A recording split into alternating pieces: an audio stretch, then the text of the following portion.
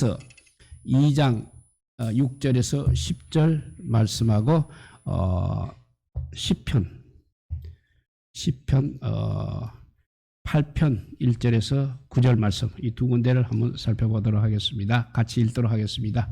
먼저 신약성경 히브리서 2장 6절에서 10절 찾아놓으시고, 그 다음에 끝나고 난 뒤에 시편 8편 또 같이 읽어보도록 하겠습니다. 먼저 히브리서 2장 6절에서 10절 말씀입니다.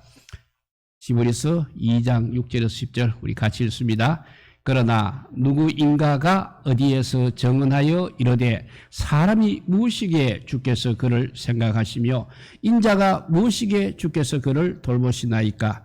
그를 잠시 동안 천사보다 못하게 하시며 영광과 존귀로 간을 씌우시며 만물을 그 발 아래 복종하게 하셨느니라 하였으니 만물이 그에게 복종하게 하셨은즉 복종하지 않는 것이 하나도 없어야 하겠으나 지금 우리가 만물이 아직 그에게 복종하고 있는 것을 보지 못하고 오직 우리가 천사들보다 잠시 또한 못하게 하심을 입은 자 곧 죽음의 고난 받으심으로 말미암아 영광과 존귀로 간을 서신 예수를 보니 이를 행하심은 하나님의 은혜로 말미암아 모든 사람을 위하여 죽음을 맛보려 하심이라. 그러므로 만물이 그를 위하고 또한 그로 말미암은 이가 많은 아들들을 이끌어 영광에 들어가게 하시는 일에 그들의 구원의 창시자를 고난을 통하여서 온전하게 하심이 합당하도다. 아멘.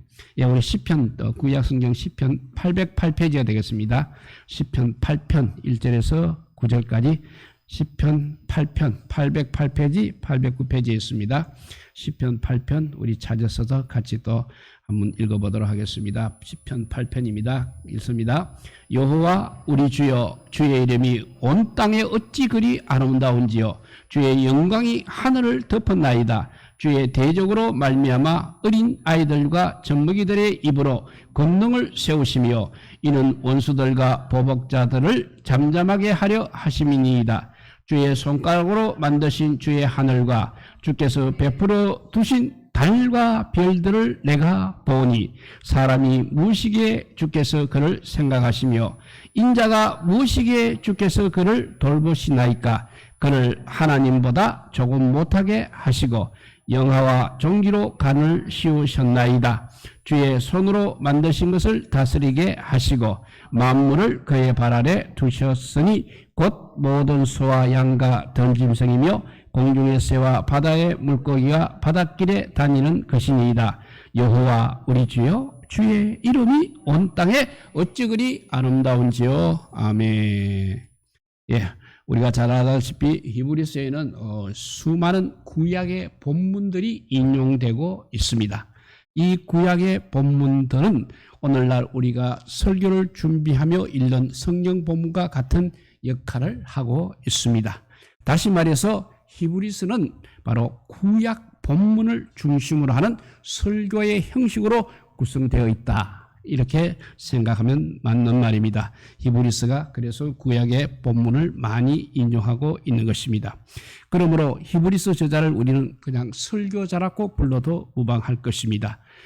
그래서 히브리서 설교자는 구약 본문이 어떻게 이제 예수 그리스도에게 성취되었는지를 보여주면서 이를 통해서 오늘 하나님의 백성이 어떤 유익을 얻었는지 알려주고 또한 책임 있는 삶을 살아야 한다고 권면하고 있습니다. 그래서 오늘 히브리서 설교자는 오늘 본문하고 히브리서 본문하고 시편 아까 읽은 본문을 인용하고 있습니다. 자세히 보면 인정된 본문이 구약 본문과 약간 차이가 나는 것을 볼 수 있습니다. 대표적인 것이 시편 아까 읽은 8편 5절 보면 그를 하나님보다 조금 못하게 하시고 영화와 존귀로 간을 씌우셨나이다 했고, 오늘 읽은 히브리서 2장 7절에 보면 그를 잠시 동안 천사보다 못하게 하시며 영광과 존귀로 간을 씌우시며 했습니다. 일단 여기서 제일 중요한 단어가 하나님인데, 이 하나님이 시편의 하나님이 히브리에서는 천사로 바뀌어졌습니다.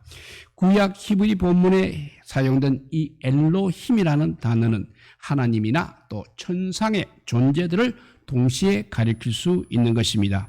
구약 본문에서 하나님으로 번역된 것의 각주를 보게 되면 또는 천사라고 그렇게 번역할 수도 있음을 각주에서 밝혀 놓았습니다.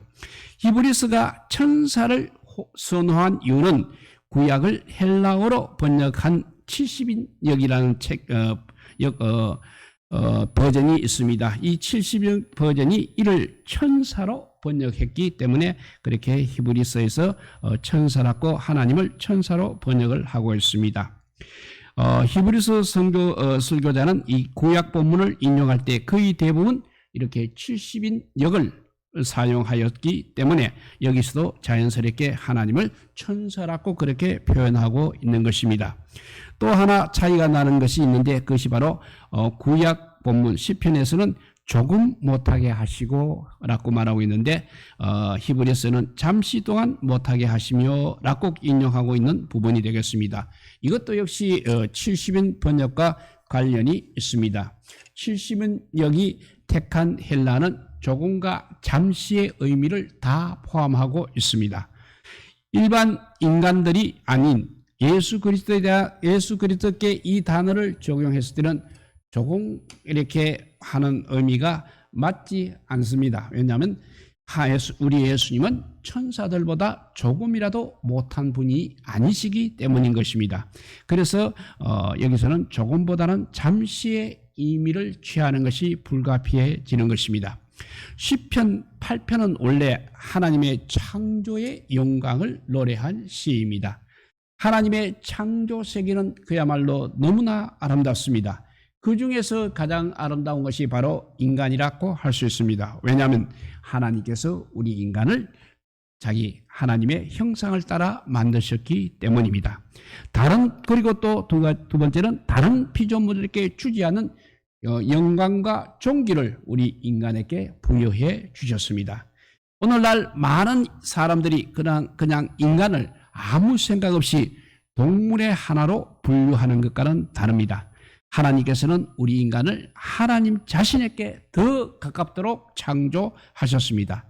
그래서 하나님의 형상을 인간에게만 반영하셨습니다.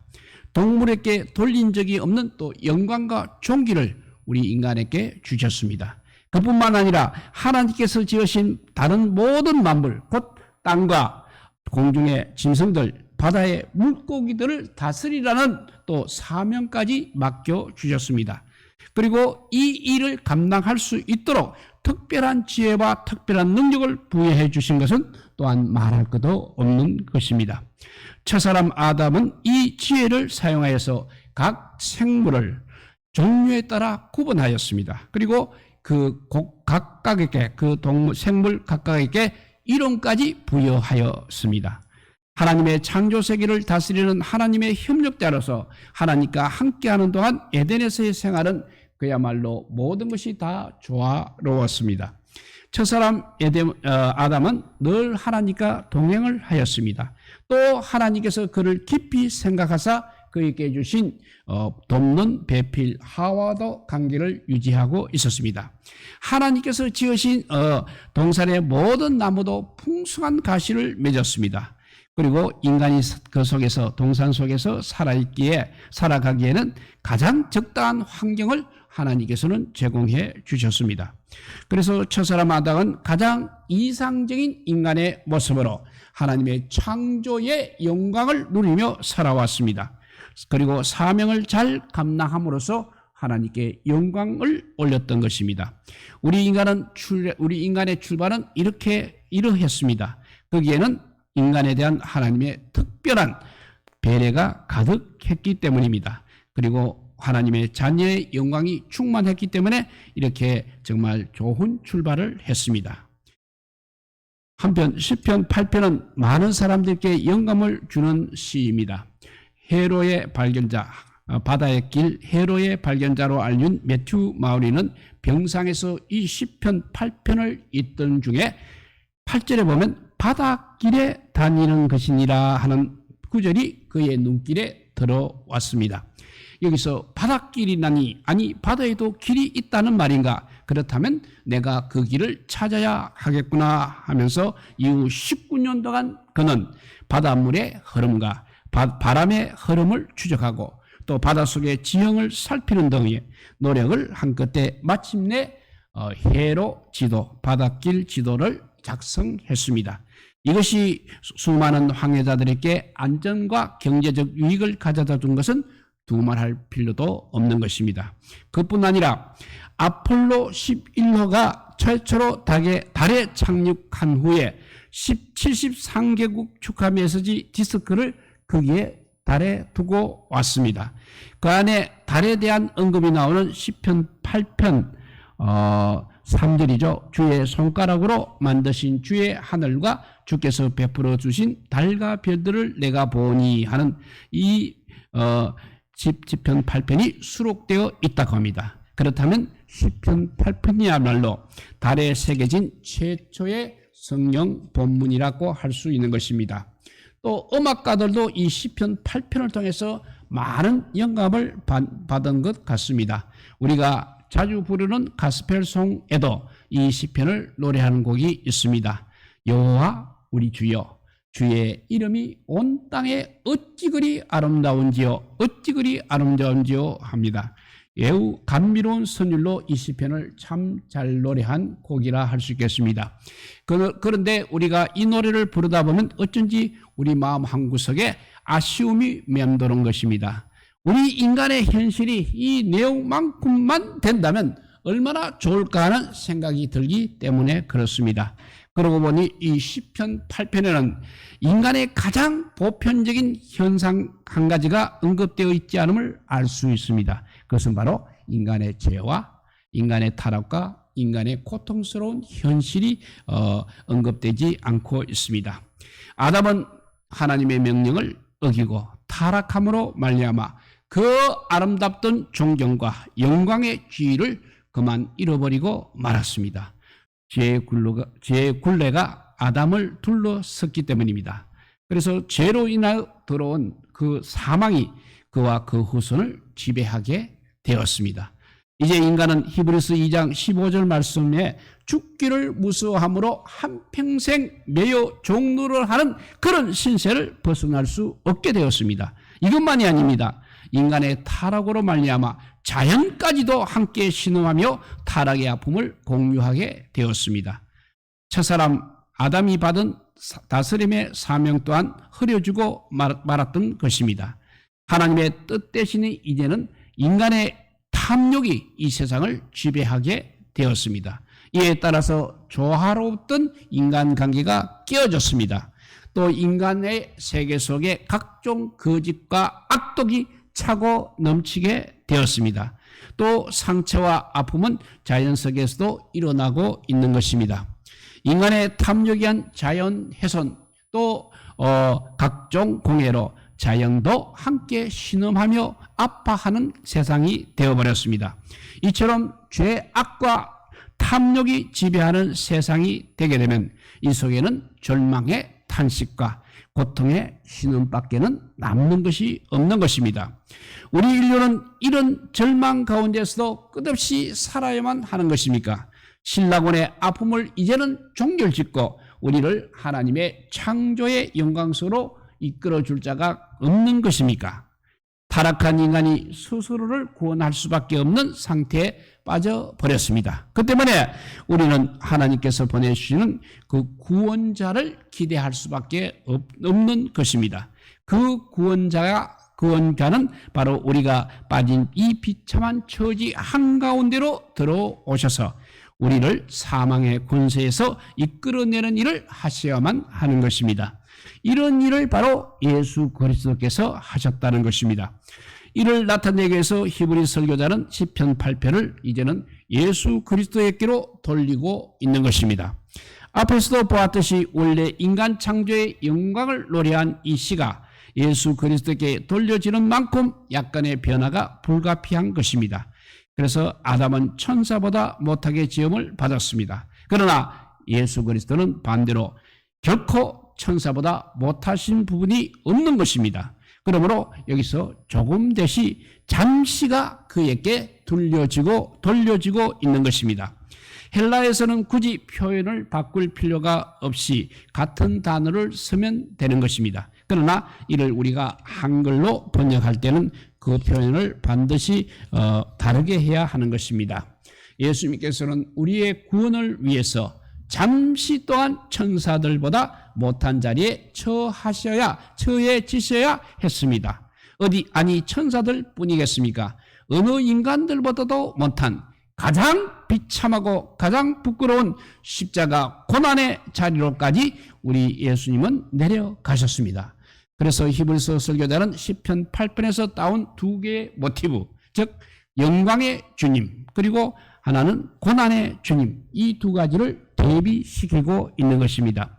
영광의 관점에서 볼 때 우리 주님은 모든 만물이 그에게 복종하여야 할 만유의 주이십니다. 그러나 고난의 관점에서 볼 때 우리 주님은 천사들보다 못한 처지에서 친히 죽음을 맛보셨습니다. 영광의 관점에서 모든 만물의 복종을 온전히 받으시는 주님을 바라보는 것은 아직도 우리에게는 기다림의 차원에 속하고 있습니다. 지금 우리가 바라보고 있는 것은 바로 고난의 주님이십니다. 구약 10편 8편이 이미 이루어진 성취 차원입니다. 그것의 완전 성취인 만물 복종은 우리가 아직도 기다려야 하는 것입니다. 인간이 잃어버린 창조의 회복을 하기 위해서는 누군가 그 고난을 통해서 우리를 이끌어 주어야 하는 것입니다. 그런데 그 일을 하시는 주님의 고난의 주님을 우리가 지금 보고 있는 것입니다. 그래서 9절에 보면 오직 우리가 천사들보다 잠시 동안 못하게 하심을 입은 자 곧 죽음의 고난 받으심으로 말미암아 영광과 존귀로 간을 쓰신 예수를 보니 이를 행하심은 하나님의 은혜로 말미암아 모든 사람들을 위하여 죽음을 맛보려 하심이라 했습니다. 이 구절에서 뼈대를 이루고 있는 핵심 문구가 바로 우리가 예수님을 본다인 것입니다. 이 예수님을 수식하는 두 개의 분사가 앞뒤로 포진이 되어 있습니다. 그리고 그 분사는 다 수동태입니다. 곧 천사보다 못하게 되어진 예수, 그리고 영광과 존귀로 간세워진 예수, 이렇게 두 분사가 앞뒤로 수동태로 포진되어 있습니다. 이 수동태의 표현들이 의미하는 바는 예수님께서 스스로 낮추시고 스스로 관을 서셨다는 것이 아니라 하나님에 의해서 낮추어지셨고, 수동태죠. 곧 관을 세워지셨다. 또 수동태로 하나님께 의해서 그렇게 되었다는 사실입니다. 그러니까 하나님께서 바로 이 모든 일, 낮추어지셨고 간세워지신 일의 주관자이시라는 것입니다. 그래서 이 모든 일이 바로 하나님의 은혜로 말미암아 이루어진 일인 것입니다. 예수님께서는 종국적으로 영광과 존귀로 간시워졌다고 말하고 있지만 이 구절의 주도적인 관심사는 바로 그의 죽음의 고난인 것입니다. 이 죽음의 고난을 받으심이 항상 전제되었기 때문에 예수님께서 이제 영광과 존귀로 간이 씌워졌다는 말씀입니다. 이런 고난이 바로 하나님의 아들에게 본질적인 것은 아닙니다. 히브리서 설교자는 1장 시작부터 하나님의 아들의 존귀하고 그리고 탁월한 지위를 부각시키고 있습니다. 그분은 하나님의 본질을 공유하신 분이십니다. 그리고 창조의 주체이십니다. 그리고 우주 만물의 운행자이십니다. 이런 분에게 죽음의 고난이라는 것은 전혀 어울리지 않는 것입니다. 그러나 그분은 하나님의 뜻을 따라 우리 모든 사람을 위하여 죽음을 맛보셨습니다. 즉 우리가 잃어버린 그 창조의 영광을 회복하시기 위해, 그리고 타락 이후 우리 모든 인간의 현실이 되어버린 죽음의 한가운데로 그분이 들어오셔서 그 죽음을 뚫고 나아가는 길을 우리에게 열어주신 것입니다. 하나님의 아들이신 그분이 우리를 도우시려고 우리에게 우리의 대제사장이 되셨다는 것입니다. 그래서 히브리서 2장 17절에 보면 그러므로 그가 범사의 형제들과 같이 되심이 마땅하도다. 하나님의 일에 자비하고 신실한 대제사장이 되어 백성의 죄를 속량하려 하심이라 했습니다.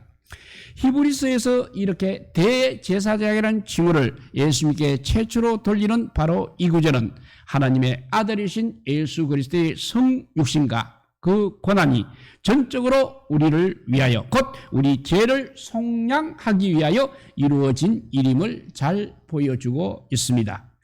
그분은 우리의 연약과 공궁의 처치 한가운데로 들어오셔서 우리를 거기로부터 이끌어내는 역할을 감당하셨습니다. 그래서 히브리서 이 설교자는 이 일을 행하신 예수 그리스도에게 구원의 창시자라는 칭호를 돌리고 있는 것입니다.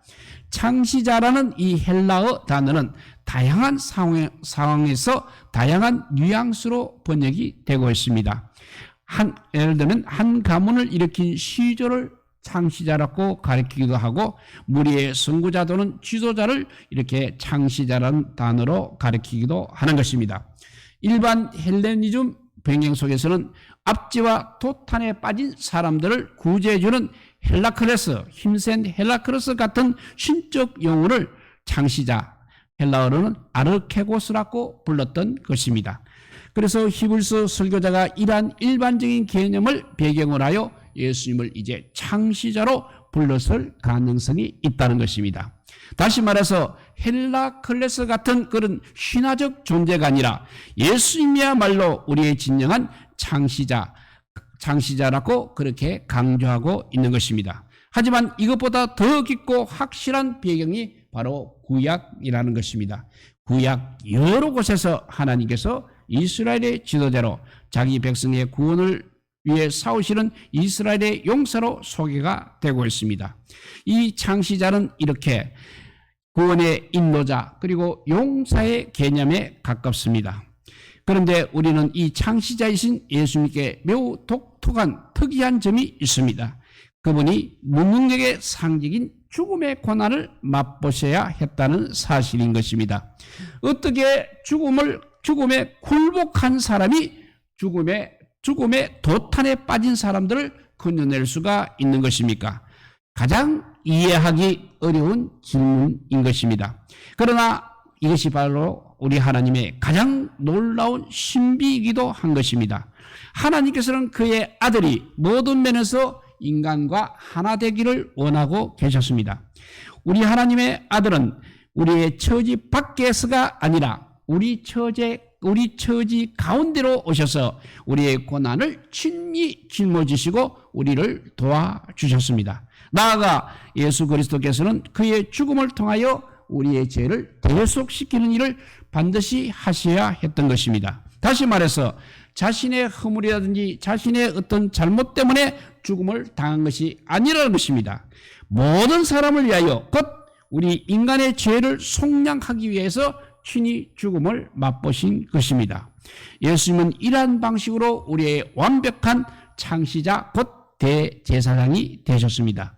우리를 위해서 창시자요 동시에 우리를 위한 희생자 대제사장으로서의 이 양자의 신비로운 결합 속에 우리가 잃어버린 영광과 회복을 위한 하나님의 놀라운 지혜가 담겨져 있는 것입니다. 그 말씀이 히브리서 2장 14절 15절입니다. 그 아들의 죽음을 통하여 죽음의 세력을 잡은 자 곧 마귀를 멸하시며 또 죽기를 무서워함으로 한평생 매여 종노릇 하는 모든 자들을 놓아주려 하심이 하나님의 바로 독특한 구원의 방식인 것입니다. 17세기 영국의 탁월한 신학자 존 오웰은 이 문구를 사용하여 자신의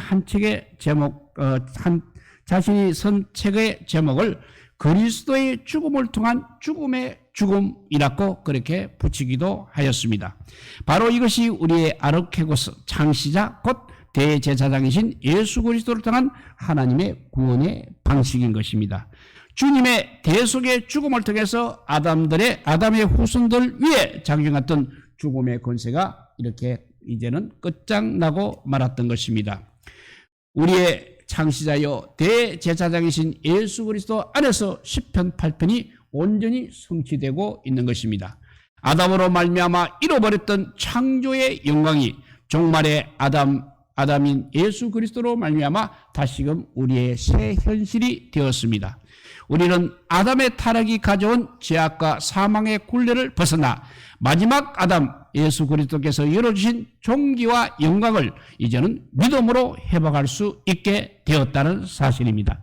이러한 일을 이루어주신 우리 주님을 어찌 찬양하지 않을 수 있겠습니까? 신이 죽음을 통과하심으로써 우리를 위한 영광의 회복자가 되신 예수 그리스도를 염두에 둘 때만 우리는 여호와 우리 주여의 찬양의 가장 깊은 의미로 노래할 수 있습니다. 예수 그리스도 안에서 이렇게 시편 8편이 성취가 되었습니다.